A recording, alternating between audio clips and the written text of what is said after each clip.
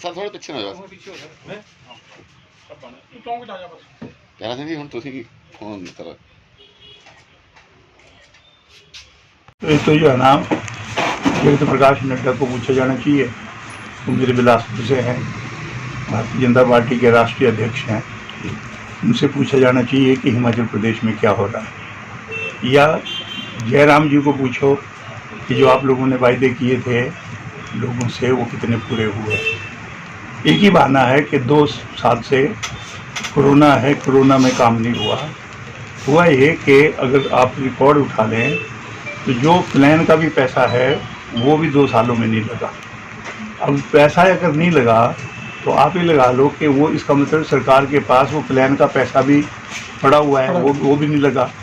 लेकिन उसके बावजूद जो है वो पिछले 4.5 सालों में जो कर्जे लिए गए वो कर्जे कितने 37,000 करोड़ था जब वीरभद्र सिंह जी जो है वो मुख्यमंत्री थे। 37,000 करोड़ रुपए भारतीय जनता पार्टी के लोग बोलते थे कि वीरभद्र सिंह जी ने कर्जों में डुबो दिया हिमाचल प्रदेश को, और हमारी सरकार आएगी हम प्रदेश को कर्जा मुक्त करेंगे। डबल इंजन की सरकार है, दिल्ली वाला इंजन प्रदेश का इंजन हिमाचल प्रदेश की तरक्की के लिए लगेगा। तो आज अगर देखा जाए, अभी पिछले 4 दिनों का सेशन था ना, उसमें हमने सारी चीज़ को पूछने का प्रयास किया, लेकिन सत्ता में बैठे हुए लोग जवाब ही नहीं देते। लेकिन आंकड़े नहीं छुपाए जा सकते। जो मुख्यमंत्री ये खुद कहा है कि 71,000 करोड़ का जो है वो आज प्रदेश के ऊपर कर्ज है। 71,000 करोड़ के बाद अभी उन्होंने फाइनेंस डिपार्टमेंट ने भी वो कर दिया कि भाई 3 किस्तों में पैसा और लेना, 1,500 करोड़ रुपए कर्जा और लेंगे।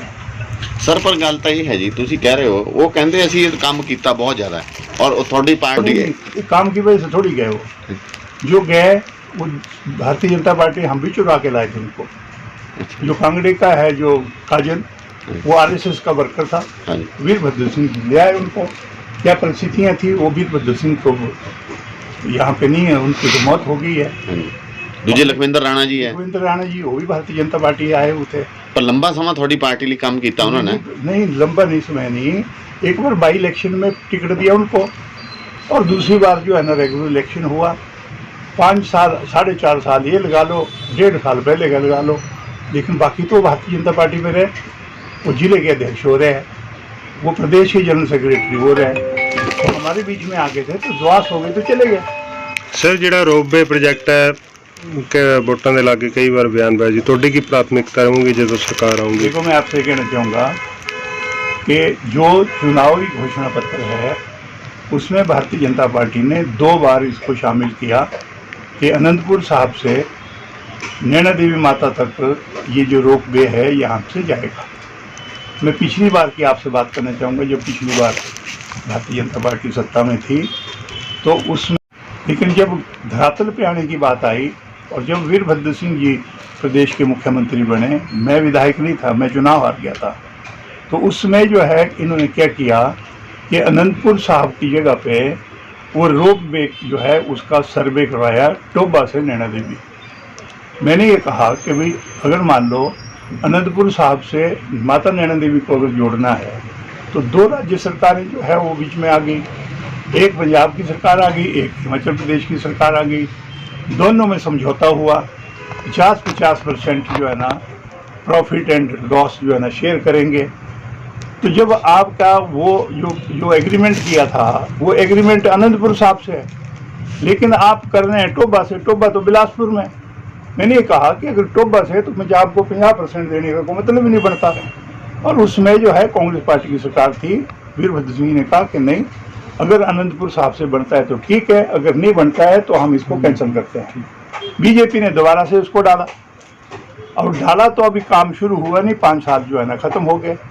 और चुनावी घोषणा पत्र में जो है ना बड़े रेड उसमें लिखा हुआ है कि भाई नहीं जी ये अनंतपुर साहब से माता नैना देवी को जोड़ने के लिए जो है वो यहाँ पे रोपवे बनेगा। तो अभी देखते हैं, अब चुनाव आ गए, अब इस चुनाव में भारतीय जनता पार्टी क्या कहती है उसके बारे में। कौन से मुद्दे लेके जा रहे हो जी अपने हल्के में? मैं बोला नहीं मुद्दे है कौन से नहीं है। बेरोजगारी दुनिया भर की ज़्यादा है, किसान जो है वो पिट रहे हैं, किसानों को उनकी उपज का पैसा नहीं मिल रहा है। आज महिलाओं से आप देख लीजिए कितने अत्याचार हो रहे हैं, महंगाई कहाँ तक चली गई है। हमारे टाइम में जब डॉक्टर मनमोहन सिंह जी प्रधानमंत्री थे तो उसमें आपको याद दिलाना चाहूँगा कि गैस का सिलेंडर जो था ये 370 रुपये और 72 रुपये का था। एक बार 30 रुपये बढ़े और 400 रुपये तक वो सिलेंडर की कीमत हुई थी। भारतीय जनता पार्टी ने जो है रेलवे स्टेशन रोके, ट्रेनें रोकी, बस अड्डे के ऊपर हड़ताल करी, स्कूलों के अंदर घुस गए थे और कहने लगे किसान की रीढ़ की हड्डी टूट गई।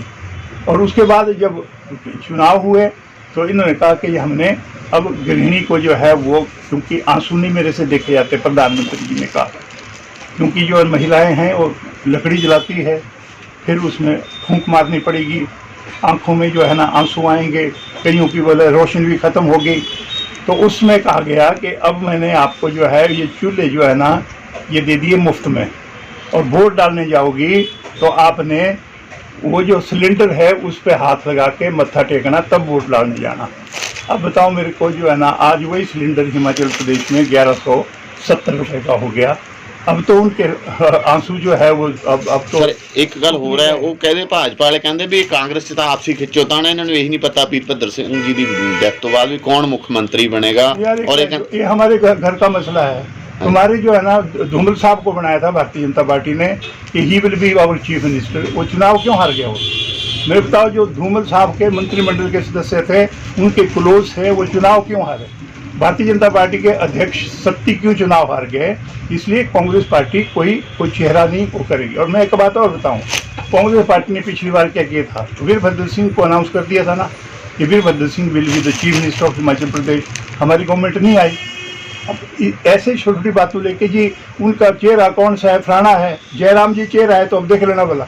ਉਹ ਕਹਿੰਦੇ ਭਾਜਪਾ ਵਾਲੇ ਕਹਿੰਦੇ ਸਾਡੀ ਸਰਕਾਰ ਰਿਪੀਟ ਹੋਊਗੀ ਦੁਬਾਰਾ, ਫਿਰ ਮੋਦੀ ਦਾ ਚਿਹਰਾ। अच्छा, जयराम जी ये बोलेंगे कि हम हार रहे हैं? क्या मेरे को बताओ, नड्डा जी ये बोलेंगे भारतीय जनता ਤੇ पार्टी? ਆਮ ਆਦमी पार्टी का सर क्या प्रभाव होगा? यहीं तक है ये। अगर अब भी नहीं आंखें खुली तो फिर कभी भी नहीं खुलेगी। इसकी सरकार ने थी दिल्ली में, भारतवर्ष के प्रधानमंत्री अटल बिहारी वाजपेयी थे। जब ये पेंशन स्कीम जो है ये ओल्ड पेंशन स्कीम खत्म करी और इन्होंने कहा कि नई पेंशन स्कीम आएगी। अब आप मेरे को बता दीजिए कि अगर मान लो उन्होंने उसमें ये कहा था तो कांग्रेस पार्टी ने, जहाँ पे हमारी गवर्नमेंट है वो दोनों जगह हमने जो ना ओल्ड पेंशन स्कीम चालू करी। यहाँ पे जो हम अनाउंसमेंट कर रहे हैं, हमने जो 10 पॉइंट दिए हैं उनमें सबसे पहला है कि ओल्ड पेंशन स्कीम हम जो है वो देंगे।